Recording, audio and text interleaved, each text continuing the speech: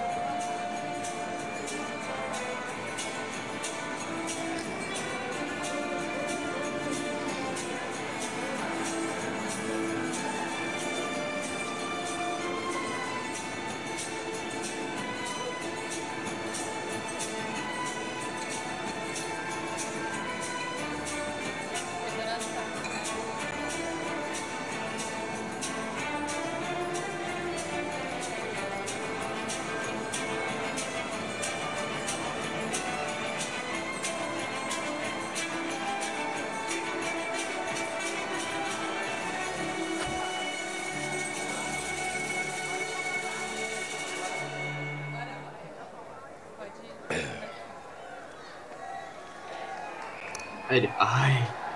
Quero Ai, que Deus. começar Quero gozar. fazendo uma saudação especial a cada um e a cada uma de vocês. Uma forma de lembrar e retribuir Não o tá sem carinho casa. e a força que recebia todos os dias do povo brasileiro, Tá sendo dublado por cima. representado pela vigília Lula livre. Um clone tomou o lugar. Dos momentos mais difíceis da minha vida. Hoje, neste que é um dos dias mais felizes da minha vida, a Tá querendo saudação falar. que eu faço a vocês não poderia ser outra, tão singela e ao mesmo tempo tão cheia de significado.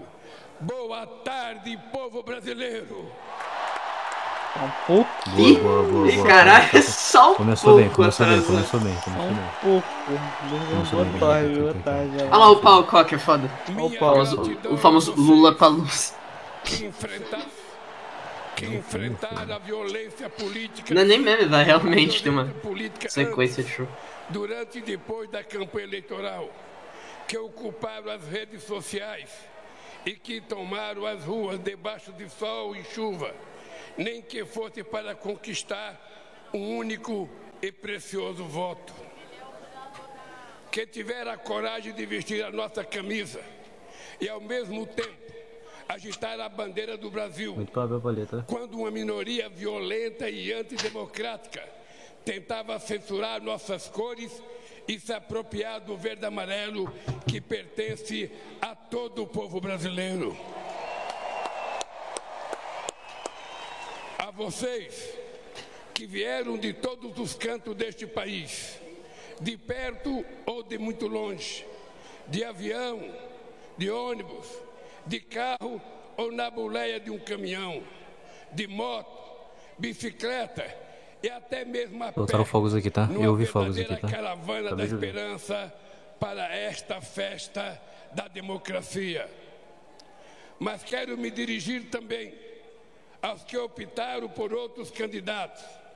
Vou governar para 215 milhões de brasileiros e brasileiras e não apenas para quem votou em mim. Vou governar para todos e todas, olhando para o nosso luminoso futuro em comum e não pelo retrovisor de um passado de divisão e intolerância.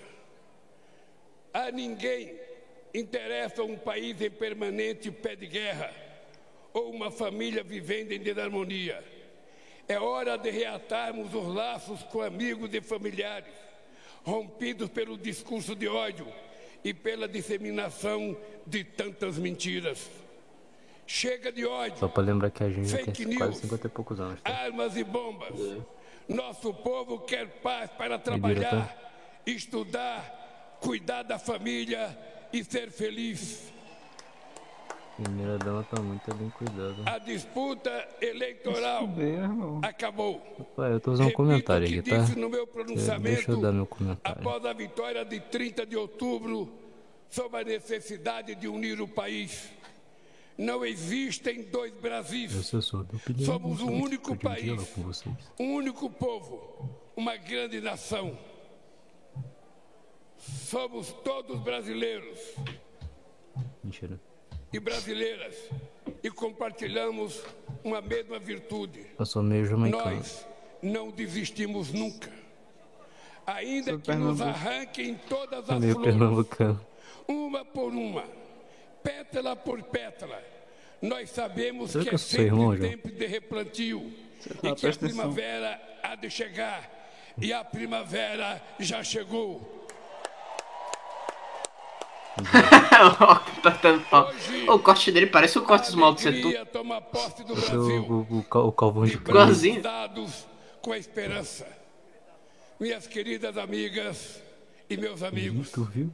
recentemente reli o discurso da minha primeira posse na Previdência em 2003. E o que li tornou ainda mais evidente o quanto o Brasil andou para trás.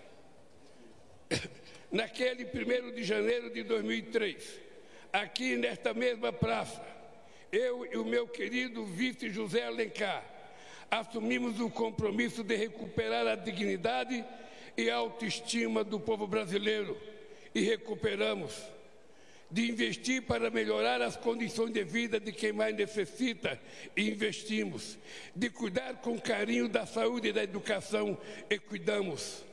Mas o principal compromisso que assumimos em 2003 foi o de lutar contra a desigualdade e a extrema pobreza e garantir a cada pessoa deste país o direito de tomar café da manhã, almoçar e jantar todo santo dia. E nós cumprimos esse compromisso. Acabamos com a fome e a miséria e reduzimos fortemente a desigualdade. Infelizmente, hoje, 20 anos depois, voltamos a um passado que julgávamos enterrado. Muito do que fizemos foi desfeito de forma irresponsável e criminosa. A desigualdade e a extrema pobreza voltaram a crescer. A fome está de volta, e não por força do destino, não por obra da natureza, nem por vontade divina. A volta da fome é um crime, o mais grave de todos, cometido contra o povo brasileiro. A fome é filha da desigualdade, que é a mãe dos grandes males que atrasam o desenvolvimento do Brasil. A desigualdade apequena este nosso país de dimensões continentais ao dividi-lo em partes que não se reconhece. De um lado, uma pequena parcela da população que tudo tem. Do outro lado, uma multidão a quem tudo falta e uma classe média que vem empobrecendo ano a ano pelas injustiças do governo. Juntos somos fortes. Divididos seremos sempre o país do futuro que nunca chega e que vive em dívida permanente com o seu povo. Se queremos construir hoje o nosso futuro, se queremos viver num país plenamente desenvolvido para todos e todas, não pode haver lugar para tanta desigualdade. O Brasil é grande, mas a real grandeza de um país reside na felicidade de seu povo. E ninguém é feliz de fato em meio a tanta desigualdade. Minhas amigas e meus amigos, quando digo governar, eu quero dizer cuidar. Mais do que governar, vou cuidar com muito carinho deste país e do povo brasileiro. Nesses últimos anos, o Brasil voltou a ser um país mais desigual, um dos países mais desiguais do mundo.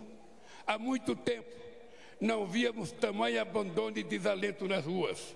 Mães garimpando lixo em busca de alimento para os seus filhos.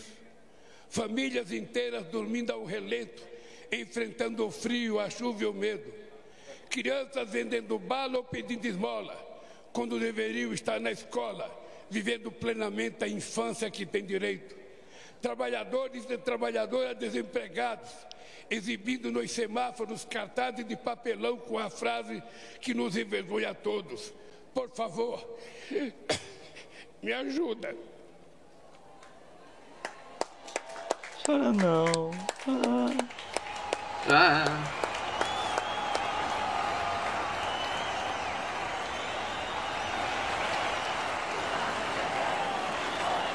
Acho que nenhum discurso, né? Ele ficou assim.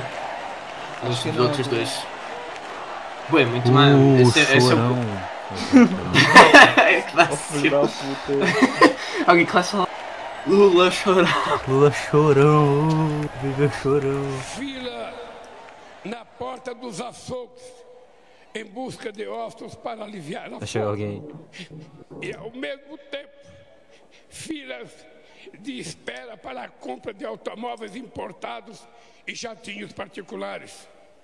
Tamanho abismo social é um obstáculo à construção de uma sociedade verdadeiramente justa e democrática e de uma economia próspera e moderna. Por isso, eu e o meu companheiro vice-geraldo Alckmin assumimos hoje, diante de vocês e de todo o povo brasileiro, o compromisso de combater dia e noite todas as formas de desigualdade no nosso país.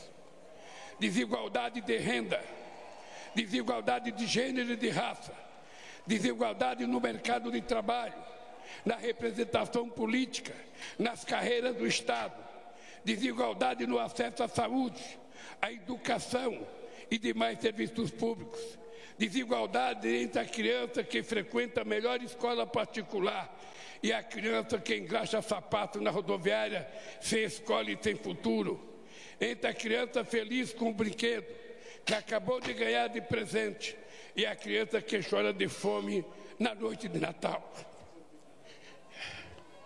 Desigualdade entre quem joga comida fora e quem só se alimenta das sobras.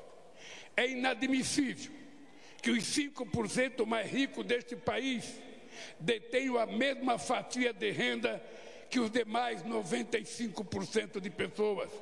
Que 6 bilionários brasileiros têm uma riqueza equivalente ao patrimônio dos 100 milhões mais pobres do país. Que um trabalhador ou uma trabalhadora que ganha um salário mínimo mensal leve 19 anos para receber o equivalente a que um super rico recebe em um único mês. E não adianta subir o vidro do automóvel de luxo para não ver nossos irmãos que se amontoam debaixo dos viadutos, carentes de tudo. A realidade salta aos olhos em cada esquina. Minhas amigas e meus amigos, é inaceitável que continuemos a conviver com o preconceito, a discriminação e o racismo. Somos um povo de muitas cores e todas devem ter os mesmos direitos e oportunidades. Ninguém será cidadão ou cidadã de segunda classe. Ninguém terá mais ou menos amparo do Estado. Ninguém será obrigado a enfrentar mais ou menos obstáculos apenas pela cor da sua pele. Por isso, estamos recriando o Ministério da Igualdade Racial para enterrar a trágica herança do nosso passado escravista. Os povos indígenas precisam ter suas terras demarcadas e livres das ameaças, das atividades econômicas ilegais e predatórias. Precisam ter sua cultura preservada, sua dignidade respeitada e sua sustentabilidade garantida. Eles não são obstáculo ao desenvolvimento, são guardiões de nossos rios e florestas e parte fundamental da nossa grandeza enquanto nação. Por isso, estamos criando o Ministério dos Povos Indígenas para combater 500 anos de desigualdade. Não podemos continuar a conviver com a odiosa pressão imposta às mulheres, submetidas diariamente à violência nas ruas e dentro de suas próprias casas. É inadmissível que continue a receber salários inferiores aos dos homens, quando no exercício de uma mesma função, elas precisam conquistar cada vez mais espaço nas instâncias decisórias deste país, na política, na economia, em todas as áreas estratégicas. As mulheres devem ser o que elas quiserem ser, devem estar onde quiserem estar. Por isso, estamos trazendo de volta o Ministério das Mulheres.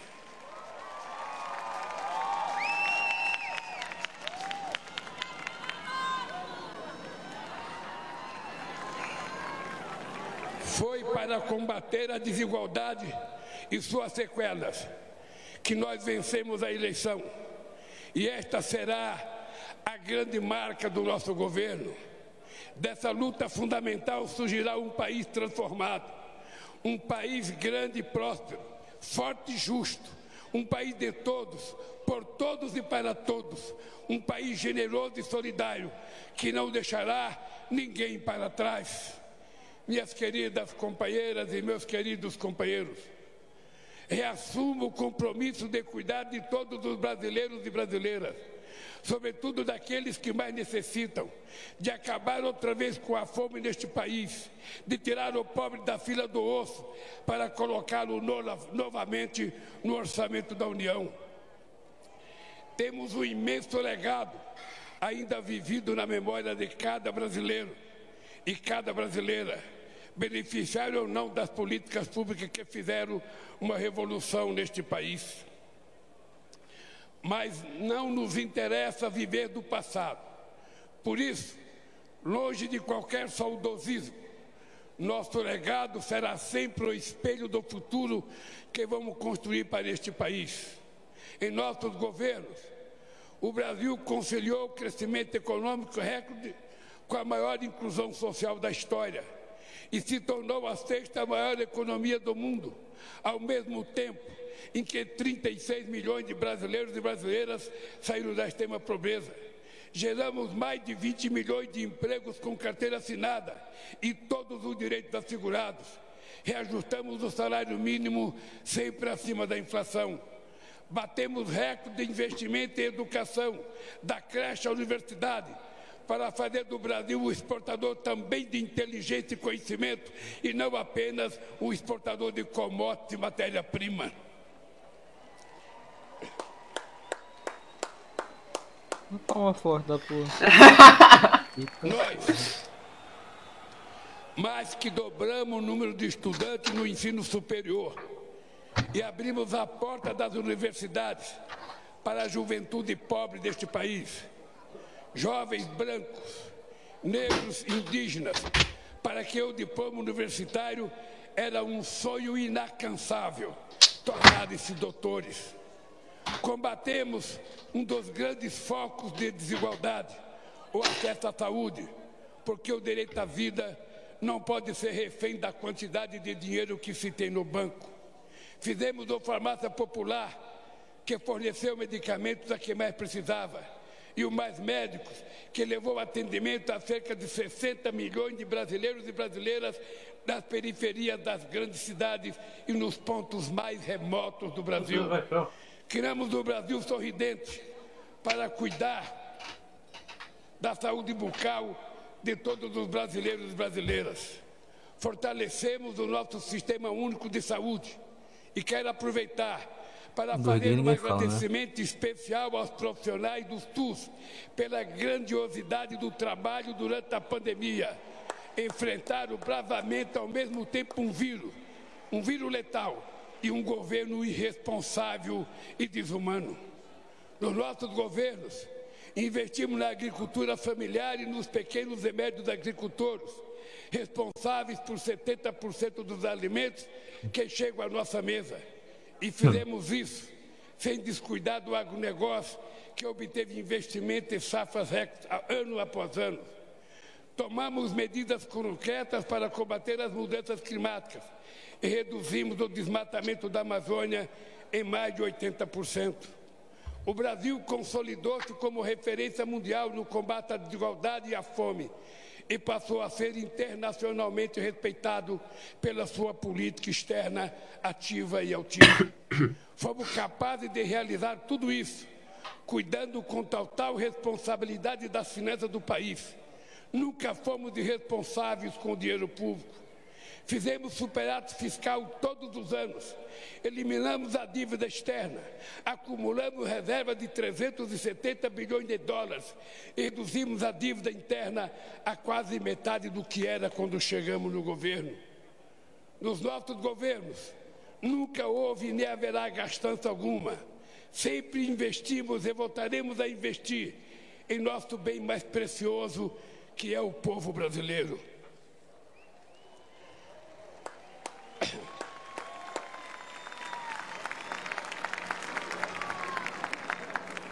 Infelizmente, muito do que construímos em 13 anos foi destruído em menos da metade desse tempo. Primeiro, pelo golpe contra a presidenta Dilma em 2016. E, na sequência, pelos 4 anos de um governo de destruição nacional, cujo legado a história jamais perdoará. 700 mil brasileiros e brasileiras mortos pelo Covid-19. 125 milhões sofrendo algum grau de insegurança alimentar, de moderada a muito grave. E 33 milhões passando fome. Esses são apenas alguns números, que na verdade não são apenas números, estatísticas e indicadores. São pessoas, homens, mulheres e crianças, vítimas de um desgoverno, afinal derrotado pelo povo no histórico 30 de outubro de 2022. Os grupos técnicos do Gabinete de Transição, coordenada pelo meu vice Alckmin, que por 2 meses mergulharam nas entranhas do governo anterior, trouxeram a público a real dimensão da tragédia. O que o povo brasileiro sofreu nesses últimos anos foi a lenta e progressiva construção de um verdadeiro genocídio. Quero citar a título de exemplo um pequeno trecho das 100 páginas desse verdadeiro relatório do caos produzido pelo Gabinete da Transição. Diz o relatório: o Brasil bateu recorde de feminicídio. As políticas de igualdade raciais sofreram um severo retrocesso. Produziu-se um desmonte das políticas da juventude e os direitos indígenas nunca foram tão ultrajados na história recente do país. Os livros didáticos que deverão ser usados no ano letivo de 2023 ainda não começaram a ser editados. Falta o remédio na farmácia popular. Não há estoque de vacinas para o enfrentamento das novas variantes da Covid-19. Faltam recursos para a compra de merenda escolar. As universidades corriam o risco de não concluir o ano letivo. Não existe recurso para a defesa civil e a prevenção de acidentes e desastres. E quem está pagando a conta deste apagão é outra vez o povo brasileiro. Meus amigos e minhas amigas, nesses últimos anos,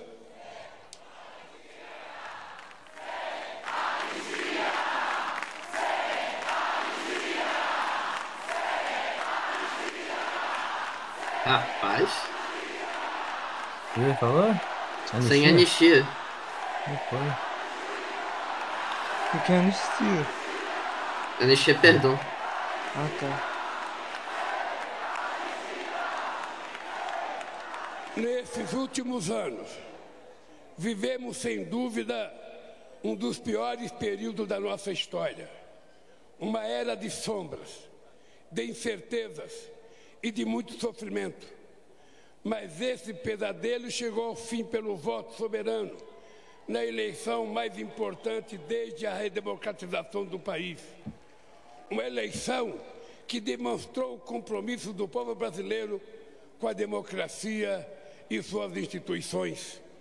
Essa extraordinária vitória da democracia nos obriga a olhar para frente e a esquecer nossas diferenças, que são muito menores que aquilo que nos une para sempre: o amor pelo Brasil e a fé inquebrantável em nosso povo. Agora é hora de reacendermos a chama da esperança, da solidariedade e do amor ao próximo. Agora é hora de voltar a cuidar do Brasil e do povo brasileiro, gerar empregos, reajustar o salário mínimo acima da inflação, baratear o preço dos alimentos, criar ainda mais vagas nas universidades, investir fortemente na saúde, na educação, na ciência e na cultura. O quê? Eu vi que o comunismo já começou. Aí o comentário: cachorra milanesa. Carinha babando. É hora de trazer investimentos e reindustrializar o Brasil, combater outras vezes as mudanças climáticas e acabar de uma vez por todas com a devastação dos nossos biomas, sobretudo a nossa querida Amazônia. Romper com o isolamento internacional e voltar a se relacionar com todos os países do mundo. Não é hora para ressentimentos estéreis. Agora é hora de o Brasil olhar para frente e voltar a sorrir. Vamos virar esta página e escrever em conjunto um novo e decisivo capítulo da nossa história. Nosso desafio comum é o da criação de um país justo, inclusivo, sustentável e criativo, democrático e soberano para todos os brasileiros e brasileiras. Fiz questão de dizer ao longo de toda a campanha, o Brasil tem jeito. E volto a dizer com toda a convicção, mesmo diante do quadro de destruição revelado pelo Gabinete da Transição, o Brasil tem jeito, depende de nós, de todos nós, e vamos reconstruir este país.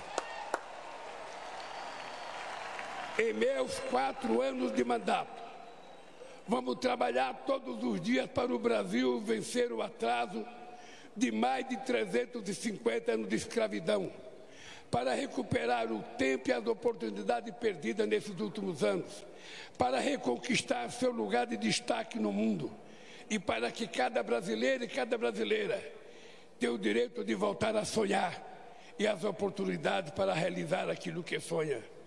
Precisamos todos juntos reconstruir e transformar o nosso querido país. Mas só reconstruiremos e transformaremos de fato esse país se lutarmos com todas as forças contra tudo aquilo que o torna tão desigual. Essa tarefa não pode ser de apenas um presidente ou mesmo de um governo. É urgente e necessária a formação de uma frente ampla contra a desigualdade que envolva a sociedade como um todo. Trabalhadores, empresários, artistas, intelectuais, governadores, prefeitos, deputados, senadores, sindicatos, movimentos sociais, associações de classe, servidores públicos, profissionais liberais, líderes religiosos, cidadãos e cidadãos comuns. Afinal, é tempo de união e reconstrução do nosso país. Por isso, faço esse chamamento a todos os brasileiros e brasileiras que desejam um Brasil mais justo, solidário e democrático. Junte-se a nós num grande mutirão contra a desigualdade. Quero terminar pedindo a cada um e a cada uma de vocês que a alegria de hoje seja a matéria-prima da luta de amanhã e de todos os dias que virão.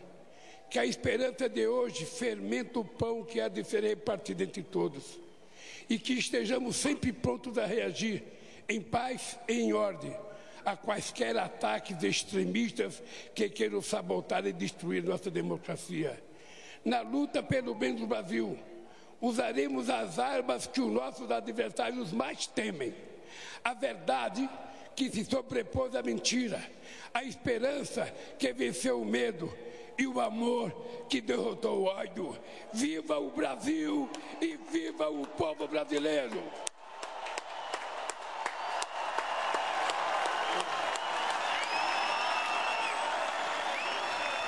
Brabo. Brabo, né? Eita! Quase 28 minutos de discurso diante dos eleitores. Caralho, meia hora falando, filho. Como tem garganta pra isso? Isso, um discurso feito, pouca coisa. Garganta e cabeça. O discurso feito no Congresso. Quando Lula estava se preparando para começar a discursar, eu lembrava de ele ter mencionado fome e pobreza no discurso diante do Congresso. Aqui foram as tônicas. Pontos que me chamaram a atenção. Primeiro, a preocupação dele de se dirigir tanto ao público que está aí, as pessoas que vieram dos mais diferentes pontos do Brasil, quanto a quem esteve com ele em Curitiba, ao pessoal da Vigília de Curitiba, representado no grupo que subiu a rampa com ele, e ele, ao começar com o boa tarde do povo brasileiro, fazer pela primeira vez uma referência a esse período que ele não fez lá no Congresso. E depois, toda a tônica na questão da fome, da pobreza, da desigualdade, resgatou uma frase que ele disse algumas vezes na campanha: tirar o pobre da fila do osso para colocar no orçamento da União.